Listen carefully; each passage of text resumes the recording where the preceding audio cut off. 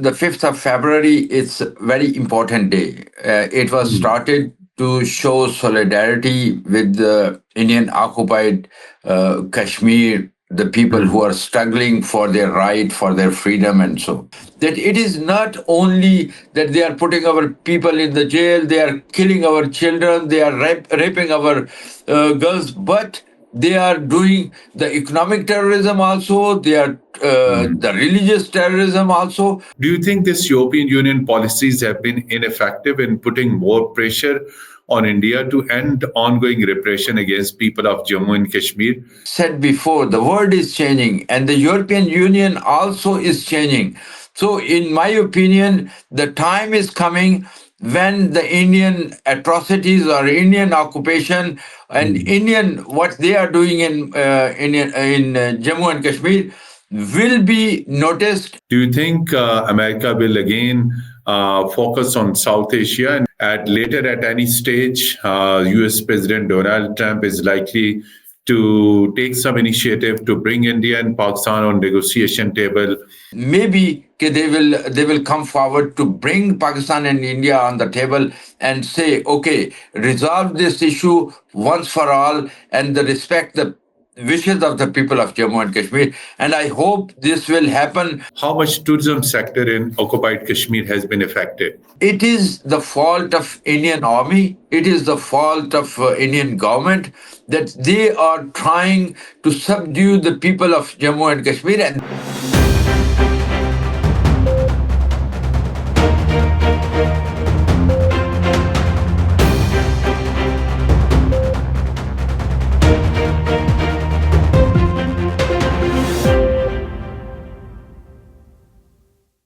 Bismillah ar-Rahman ar-Rahim. Hello and welcome to Program Insight in V News English.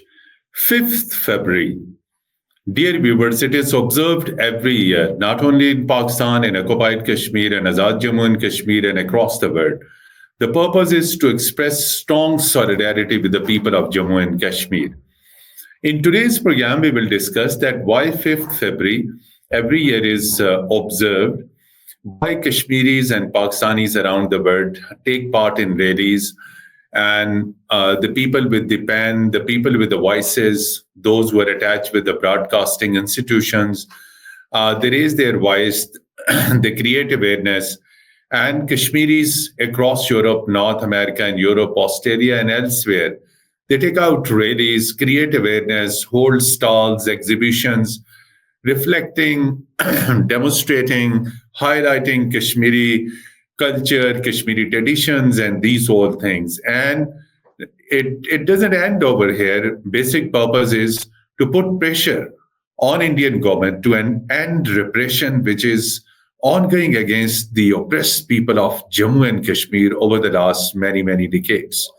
Furthermore, we will also like to discuss that over the last many decades, what economic damages have been inflicted in the Indian illegally occupied Jammu and Kashmir and its people, and what needs to be done, what Europe is going to do, why Europe, being the champion of human rights, is still silent on the massive human rights violations, whether trade or economic boycott by the international community is the only solution, what diplomatic options are available. And fortunately, in 2025, Pakistan also sits as a non-permanent member of the United Nations Security Council, a very, very influential position. To discuss this all, we are fortunate to have with us one of the renowned Kashmiri activist, leader.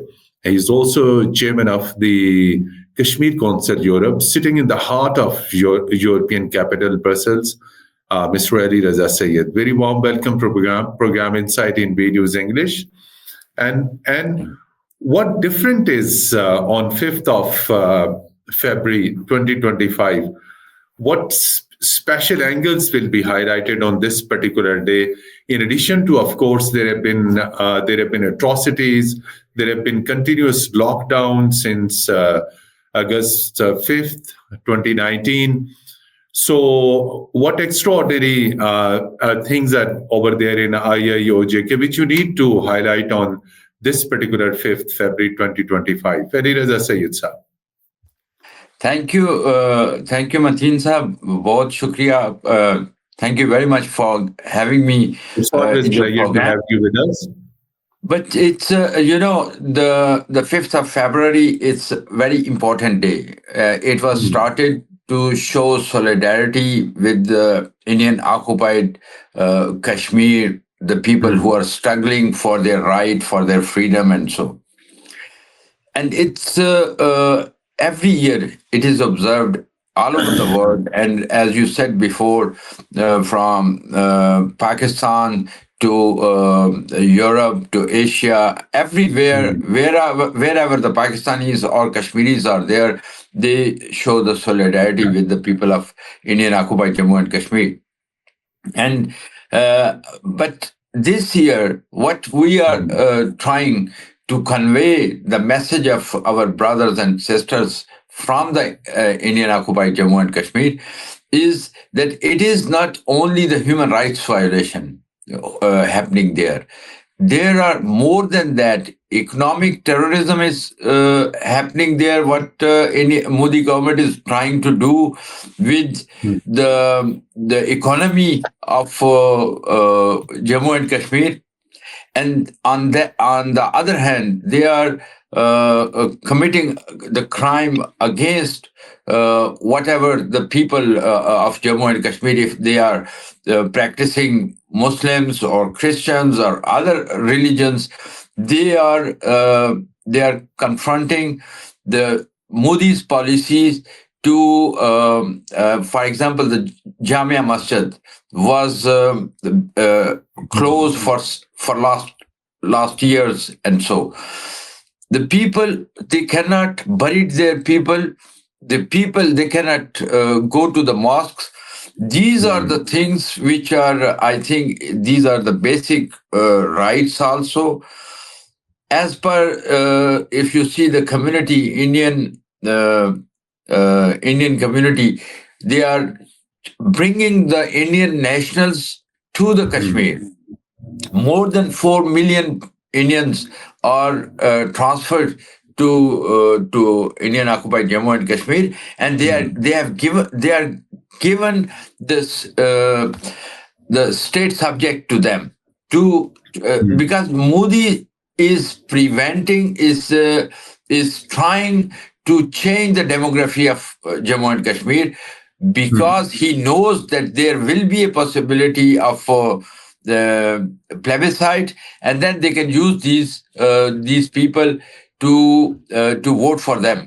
But I think if they already failed in other projects which they introduced in Indian occupied Jammu and Kashmir, and they will fail in changing the demography also.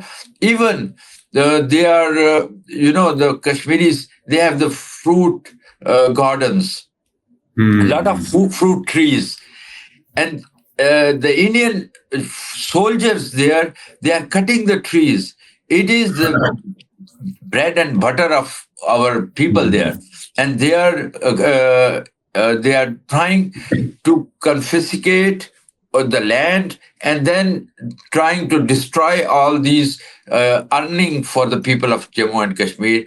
And that is the thing that we are trying to convey to the European Union and to the decision makers here, that it is not only that they are putting our people in the jail, they are killing our children, they are raping our girls, but they are doing the economic terrorism also, they are the religious terrorism also. All these things are happening, and we are going to focus on this, inshallah.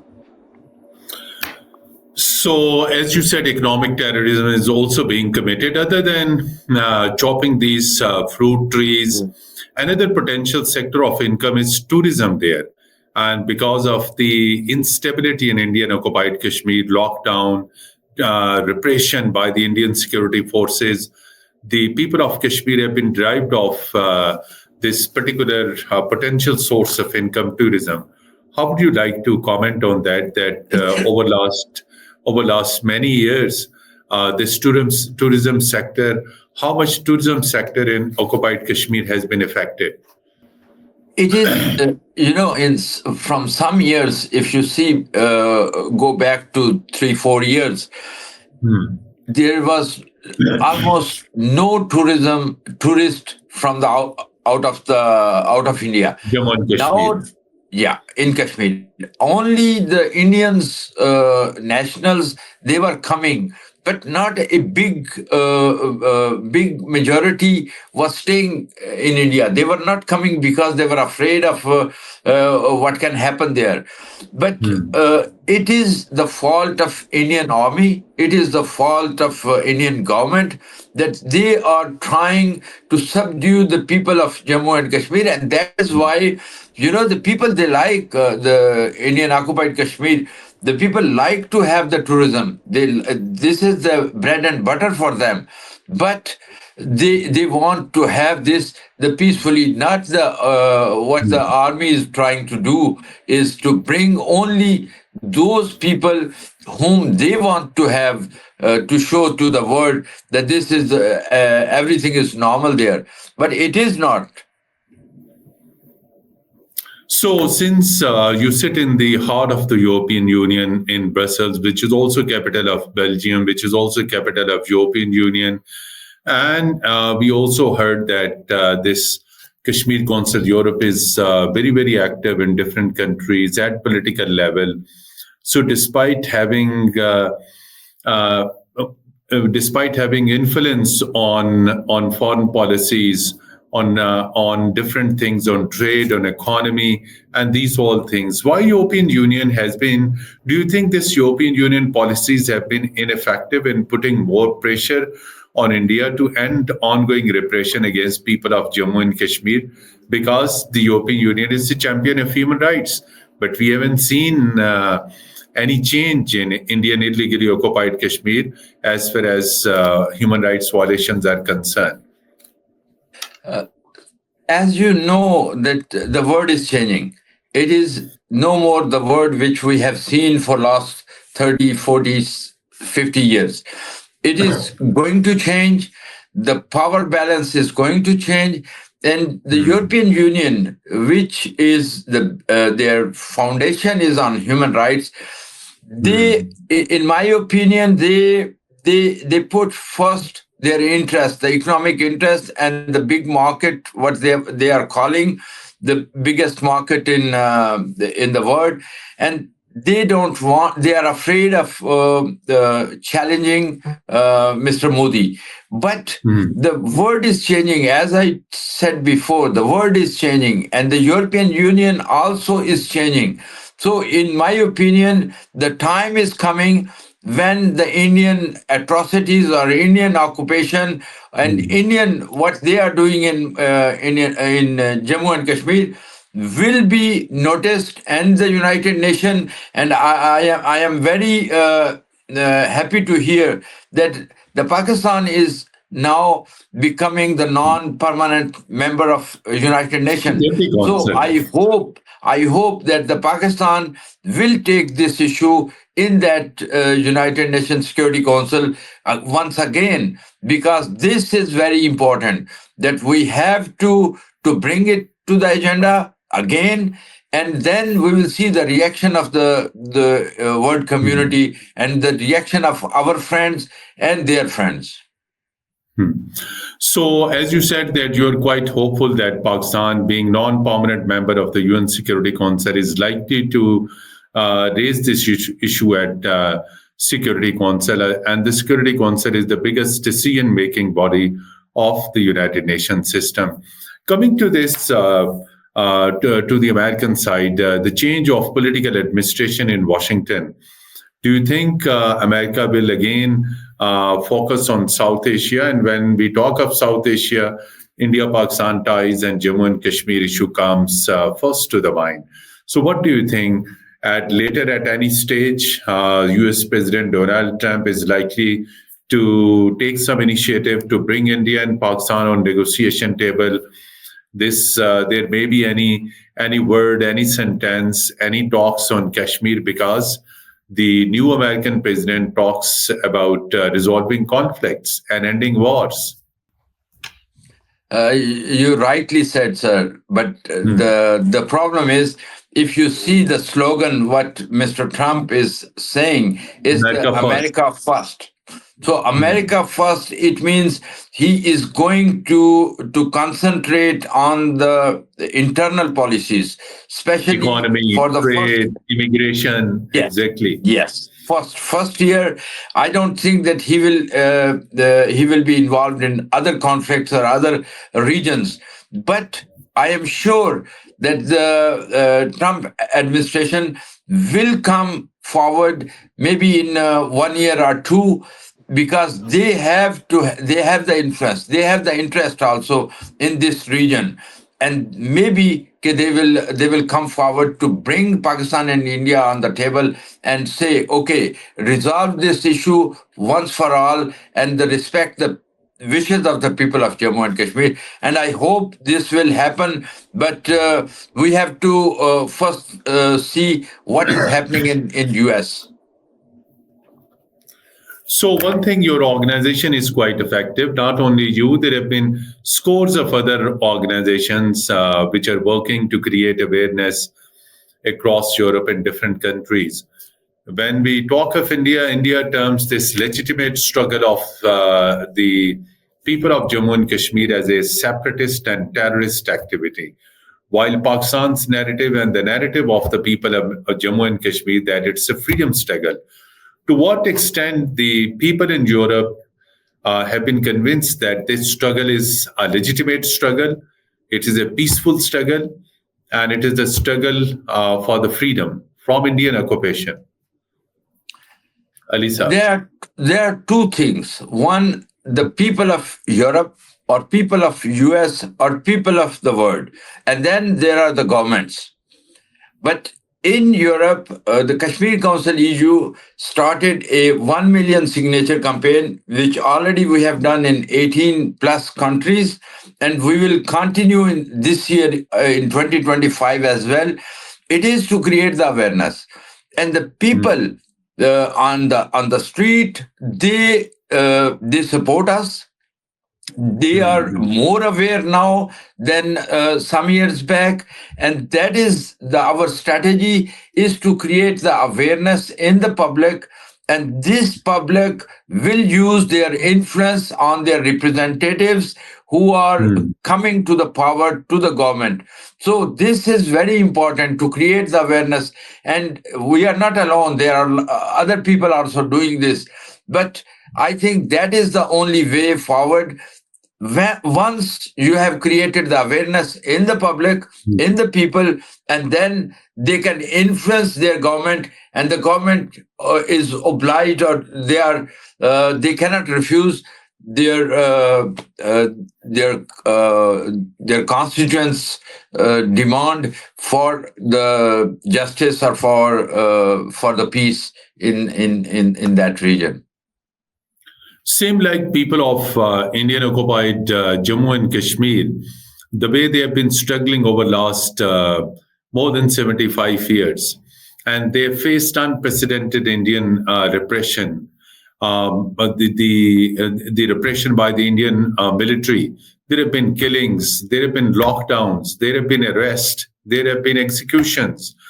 So, keeping in view these things, when we talk to some of the leaders in Gaza and in Lebanon, they say that they are highly inspired by the struggle by the people of Jammu and Kashmir. So, question is, what inspirations people of Jammu and Kashmir get from the recent victory by the Palestinians in Gaza?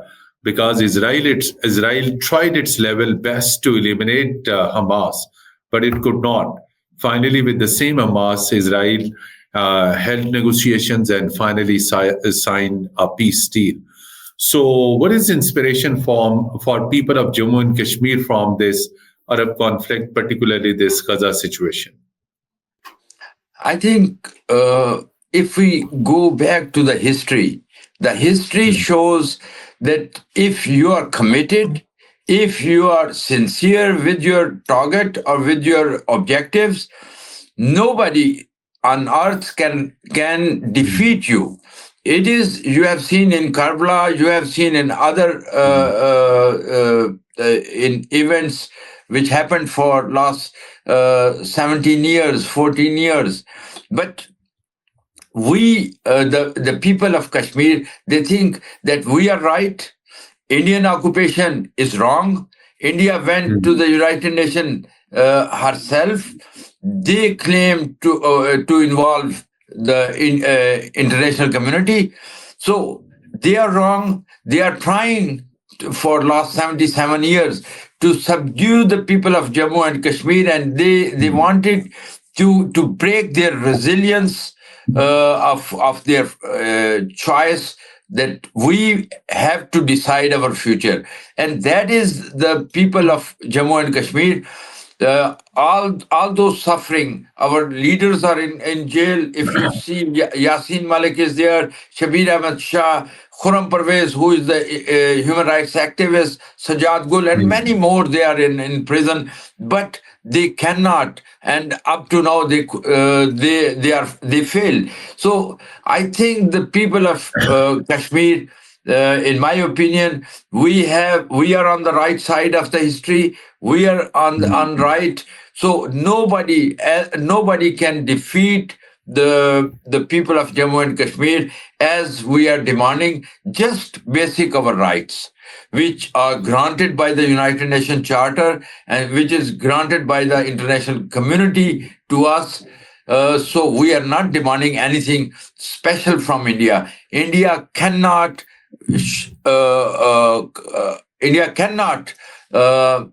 subdue or succeed in Indian occupied Jammu and Kashmir. They cannot break the will of the people. They cannot break the decision taken by the people of Jammu and Kashmir that they will never live with India and they are not the part of India. They're not part of India. And when we talk of current Indian Prime Minister Modi, who is in the third term in India as Prime Minister, so the Modi regime is targeting Sikhs, and Sikhs are across the world. They are holding referendum. They are united against India. They are chanting slogans. They are creating awareness. So share with us that don't you think that if Sikh community around the world and the Kashmiris come together, and if you invite Sikh community into the Kashmir rallies, these rallies will be more effective and will be having more powerful voice because it will be joined by the Sikhs. So share with us whether the Sikh community is also joining the rallies which are brought out on different days, 5th February, 27th October, and then 5th of August. These are the days when there are rallies, there are strong voices, slogans, demonstrations. Hari Raza Sahab, Sikhs and the Kashmir. Yes, we are all already coordinating with the Sikh brothers who are struggling for their homeland in India, in Punjab. But the thing is that it is not only the Sikhs. There are other minorities who are suffering by the Indian Hindu majority or Hindu RSS government, which is targeting Nagaland to the east and to west, Punjab and north in Kashmir. Kashmir is not part of India, but even in the Indian part of, if you see in India itself, there are a lot of movements going on for the freedom of their rights. But we, the Kashmiris, are always with them. We are always supporting whoever goes against the Indian government, whoever goes against the atrocities which are committed by the Indian government in India or in occupied Jammu and Kashmir. We will continue to have the alliances with them, and we had before also in Brussels, also in Geneva, and in other part of the Europe. But we will coordinate for 2025 also to have a common struggle against this regime, RSS regime, Hindutva regime, who are very, they are fascist and they are trying to commit the crime against humanity in India and in occupied Jammu and Kashmir as well. So we have heard in the past you have been coordinating with various international media organizations, and you conducted their visits on the line of control as well to certain members of the parliament. There have been series of delegations from United Kingdom, from European Union.